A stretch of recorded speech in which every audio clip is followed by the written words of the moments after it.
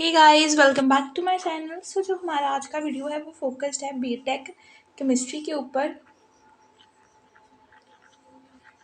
इस वीडियो में हम कवर कर रहे हैं आपका सेकंड यूनिट जो कि है स्पेक्ट्रोस्कोपिक टेक्निक्स एंड एप्लीकेशंस। ठीक है, तो इसका मैं ऑलरेडी एक वीडियो अपलोड कर चुकी हूँ। आज का जो आपका वीडियो है वो है पार्ट 2। ठीक है, तो मैं आपको स्पेक्ट्रोस्कोपी के बारे में जनरली बता चुकी हूँ, इलेक्ट्रोमैग्नेटिक स्पेक्ट्रम के बारे में, एटॉमिक एंड मॉलिक्यूलर स्पेक्ट्रोस्कोपी के बारे में, सिलेक्शन रूल्स के बारे में। ठीक है, फिर हमने एप्लीकेशन भी देख ली थी यूवी की, और ऑक्सोक्रोम और क्रोमोफोर तक आई थिंक हो गया था आपका। अब हम स्टार्ट करेंगे आपका यहाँ से इस वीडियो में बैथोक्रोमिक एंड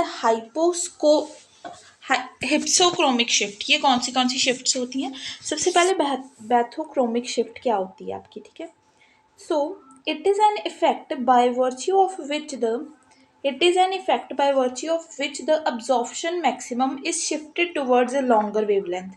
ये क्या है?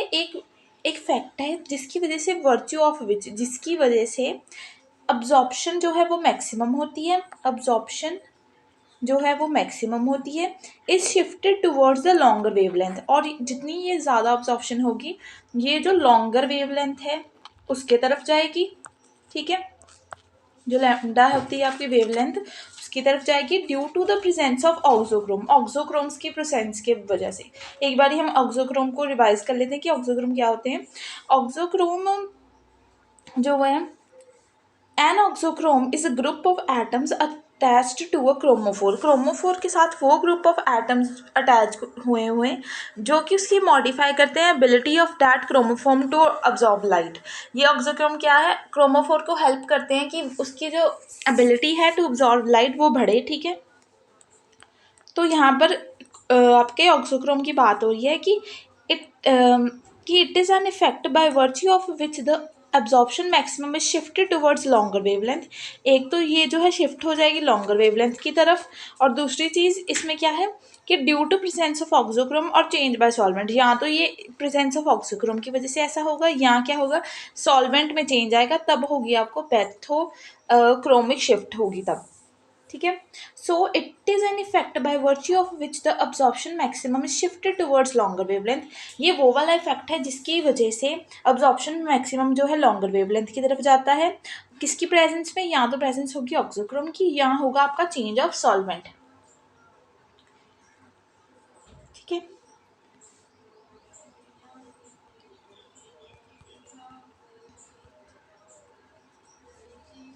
अब हम पढ़ेंगे हिप्सोक्रोमिक शिफ्ट के बारे में कि हिप्सोक्रोमिक शिफ्ट क्या होती है। It is an effect by virtue of which the absorption maximum is shifted toward shorter wavelength. Bathochromic में क्या था? लॉन्गर वेवलेंथ की तरफ अब्जॉर्प्शन मैक्सिमम शिफ्ट हो जाता था, और इसमें क्या है? It is an effect by virtue of which the absorption maximum is shifted towards shorter wavelength. ठीक है, सिंपल इतना ही है इस पर। देन अब हम स्पेक्ट्रोस्कोपी का, ये आपको एक पूरा डायग्राम की तरफ से शो है, ग्राफ बनाया हुआ है। व्हाट इज क्रोमोफोम एंड एक्सोक्रोम क्या है? एक साइड में आपकी जो है हिप्सोक्रोमिक शिफ्ट शो की गई है, एक साइड में bathochromic shift towards X axis, hypsochromic shift towards Y axis and hyperchromic shift towards, sorry यहाँ पर ये आपके माइनस एक्स एक्सिस है और ये आपका है वाई एक्सिस। ठीक है, और इधर क्या है आपकी अब्जॉर्प्शन इंटेंसिटी, इस साइड ये देखिए अब्जॉर्प्शन इंटेंसिटी शो की गई है, और यहाँ पर लिखा हुआ है आपका हाइपोक्रोमिक शिफ्ट। अभी हमने किस किस के बारे में बात की? हमने बैथोक्रोमिक के बारे में बात की और हिप्सोक्रोमिक के बारे में बात की। बैथोक्रोमिक में हमने क्या देखा कि यहाँ पर क्या होता है आपका absorption maximum towards longer wavelength, और हिप्सोक्रोमिक में क्या देखा कि absorption maximum towards shorter wavelength. ठीक है, तो यही आपको डायग्राम से शो किया गया है। ठीक है, और ये वेवलेंथ के साथ है कर्व बनाया हुआ, वेवलेंथ और अब्जॉर्प्शन इंटेंसिटी को लेकर ऐसा एक कर्व टाइप आपको, ये देखिए ये कर्व है ना, ये आपको शो किया गया है। ओके, नेक्स्ट टॉपिक के तरफ चलते हैं, जो कि है आपका electronic transitions in a molecule, कि कैसे कैसे इलेक्ट्रॉन जो है ट्रांजिशन करता है एक मॉलिक्यूल के अंदर। तो सबसे पहले हमें यहाँ पर एक एनर्जी डायग्राम दिया हुआ है और साथ में एनर्जी लेवल सारे बताए हुए हैं क्या क्या हो रहा है, ठीक है। सबसे पहले देखिए, जो सबसे ग्राउंड लेवल है वो क्या है आपका, सिग्मा। सिग्मा एनर्जी लेवल है, इसको हम सिग्मा कहते हैं। ये ग्रीक लेटर होता है आपका, आप इसके बारे में आपने पढ़ा होगा छोटी क्लासेस में। फिर है आपका पाई बॉन्ड, ठीक है, पाई बॉन्ड। देन यहाँ से आपको क्या शो किया गया है कि सिग्मा से, सिग्मा एनर्जी लेवल से सिग्मा स्टार तक जो है एनर्जी चली जाती है। तो ये यहाँ पर दिखाया हुआ है, सिग्मा से सिग्मा स्टार तक इलेक्ट्रॉन की ट्रांजिशन हुई है। फिर क्या हुई है, पाई से पाई स्टार तक इलेक्ट्रॉन की ट्रांजिशन, और एन से सिग्मा स्टार तक इलेक्ट्रॉन की ट्रांजिशन, और एन से ही पाई स्टार तक इलेक्ट्रॉन की ट्रांजिशन हुई है, ठीक है। ये इलेक्ट्रॉन ट्रांजिशन दिखाई हुई है डिफरेंट डिफरेंट, ओके। सो ये आपने ऐसे ही देख लेना, इसको याद रखना टेबल को। देन हमें क्या कहा गया है कि effect of solvent on electron transition, कि सॉल्वेंट का क्या क्या इफेक्ट होता है इलेक्ट्रॉन की ट्रांजिशन के ऊपर। एक तो यहाँ पर लिखा हुआ है pi star anti bonding molecular orbital. ये सारी चीज़ें anti bonding molecular orbital, bonding molecular orbital हम देखते हैं फर्स्ट चैप्टर में। ये उसका थोड़ा मॉडिफाइड वर्जन कह लो, या थोड़ा इसके बारे में खोलकर बताया गया है ऐसे, ठीक है। सो यहाँ पर क्या है, less than C double bond O, और ये यहाँ पर लोन पेयर शो किए गए हैं। ये एक लोन पेयर यहाँ पर चला जाता है तो क्या होता है, एन जो है वो पाई स्टार तक चला जाता है, which is less than C double bond O, और एक लोन पेयर यहाँ सेंटर में आ गया, एक लोन पेयर जो है ऑक्सीजन के साथ रहा। तो यहाँ पर लिख रहे हैं कि यहाँ पर हाइड्रोजन बॉन्डिंग ज़्यादा होती है, मोर हाइड्रोजन बॉन्डिंग, और यहाँ पर हाइड्रोजन बॉन्डिंग कम होती है, लेस हाइड्रोजन बॉन्डिंग। क्योंकि यहाँ पर लोन पेयर है, यहाँ जहाँ पर भी लोन पेयर होता है वहाँ पर जो है आपकी हाइड्रोजन बॉन्डिंग ज़्यादा होती है। देन ये कहा गया है हमें कि जब पोलर सॉल्वेंट हम ऐड करते हैं, कोई भी पोलर सॉल्वेंट है जैसे वाटर, ठीक है, तो वो क्या करता है, स्टेबलाइज कर देता है आपका हाइड्रोजन बॉन्डिंग को। More hydrogen bonding is stabilised by polar solvent, यही फ़र्क होता है इसमें कि इफेक्ट क्या है आपका सॉल्वेंट का, ठीक है।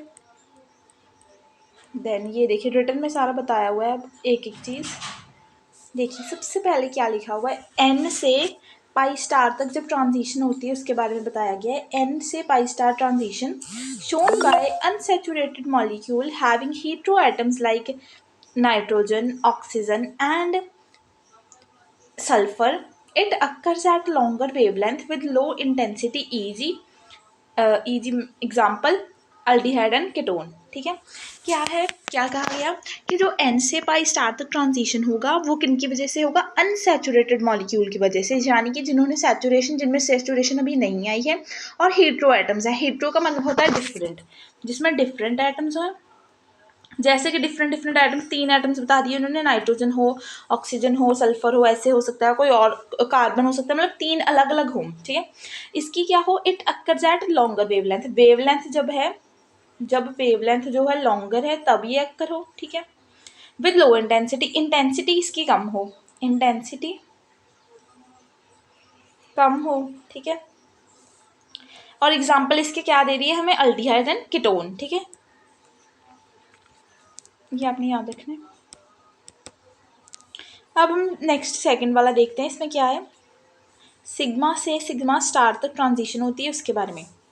Sigma to sigma star transition, it occurs in the compound in which all the electrons are involve in single bond, okay. ये आपने बातें ध्यान में रखनी है कि सिग्मा कब अक्कर होगा, सिग्मा से सिग्मा स्टार ट्रांजिशन कब होगा, जब जो कंपाउंड है उसमें सारे इलेक्ट्रॉन जो हैं वो इन्वॉल्व हैं एक सिंगल बॉन्ड के अंदर। Occur in the compound which all the in which all the electrons are involve in single bond, bond single है, and there are no lone pair of electrons, कोई भी लोन पेयर ऑफ इलेक्ट्रॉन जो है नहीं है, ठीक है, ऐसा नहीं है।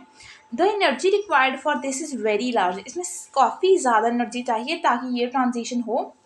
The energy is from 120 to 136 nm, और इसकी एग्जांपल है सैचुरेटेड हाइड्रोकार्बन। सैचुरेटेड हाइड्रोकार्बन्स के बारे में आपने 10th क्लास में या 11th क्लास में सैचुरेशन के बारे में, अनसैचुरेशन के बारे में पढ़ा होगा। ये जनरल टर्म्स हैं तो मैं इनको नहीं समझा रही, मैं जस्ट उसका जो आपका इन द सिलेबस है उनके ऊपर बात कर रही हूँ कि सिग्मा से सिग्मा स्टार ट्रांजिशन कब होती है। It occurs in the compound in which all the electrons are involve in the single bond. जब सिंगल बॉन्ड हो और कोई भी लोन पेयर ऑफ इलेक्ट्रॉन्स ना हो, द एनर्जी इसके लिए the energy required is very large, बहुत ज़्यादा एनर्जी चाहिए। और इसकी जो एग्जाम्पल है वो सैचुरेटेड हाइड्रोकार्बन आप लिख सकते हैं, ठीक है। इसके बाद में हम यहाँ पर एन से सिग्मा स्टार ट्रांजिशन ये देख लेते हैं। N to sigma star transition it occurs in saturated compounds. अब यहाँ पर सैचुरेटेड कंपाउंड्स आ गए, ठीक है, having lone pair of electrons, ठीक है, सिंपल। ये आपने हर एक चीज़ याद रखनी कि कौन कौन सा किस किस में अक्कर हो रहा है। जैसे कि फर्स्ट आपका था, फर्स्ट किस में अक्कर हो रहा है, unsaturated molecules with hetero atoms. Second occurs in the electrons, occurs in the compounds having electrons involved in single bond. Third आपका अक्कर होता है saturated compounds having lone pair of electrons. This occurs at longer wavelength, ये वाला भी longer wavelength पर जाएगा और इसकी वेवलेंथ होगी 180 से 200 nm और इसकी एग्जांपल होगी ट्राई मिथाइल अमीन, ठीक है। अब हम देखेंगे नेक्स्ट आपका पाई से पाई स्टार तक जो ट्रांजिशन है वो कैसा होता है। Pi to pi star transition it occurs in molecule having pi electron system. जिसमें पाई इलेक्ट्रॉन सिस्टम होगा ये उसी में अक्कर होगा। एग्जाम्पल इथिलीन, ठीक है। Allowed transition are sigma to sigma star, n to sigma star and pi to pi star. These transitions give rise to strong absorption bands. ये देखिए, ये आप बात याद रखेंगे कि ये जो ट्रांजिशन है ये राइज देती है, मतलब जन्म देती है स्ट्रॉन्ग अब्जॉर्प्शन बैंड्स को, ठीक है। मतलब ज़्यादा अब्जॉर्प्शन जहाँ होगी वो वाले एनर्जी बैंड्स को ये जो है गिव राइज करेंगी, यानी कि उनको जन्म देंगी। But the energy involve is higher than n से सिग्मा स्टार ट्रांजिशन। जब हम एन से सिग्मा स्टार ट्रांजिशन की बात करेंगे तो वहाँ पर जो एनर्जी इन्वॉल्व होगी वो हायर होगी और अलाउड ट्रांजिशन जो है वो गिव राइज देंगी, मतलब बनाएंगी strong absorption bonds. Forbidden transition is n to pi star. It give rise to band with low intensity. तो forbidden transition हम किसे कहते हैं, n से pi star transition को हम forbidden transition कहते हैं क्योंकि it give rise to band with low intensity. हमें कोई भी बैंड ऐसा नहीं चाहिए जिसमें low intensity हो, तो इसीलिए हम इसे forbidden transition कहते हैं, ठीक है। Order of decreasing energy for the absorption is sigma to sigma star which is greater than n to sigma star which is greater than pi to pi star which is greater than n to pi star। ये आपने जो है इसका trend जो है वो याद रखना है, ठीक है।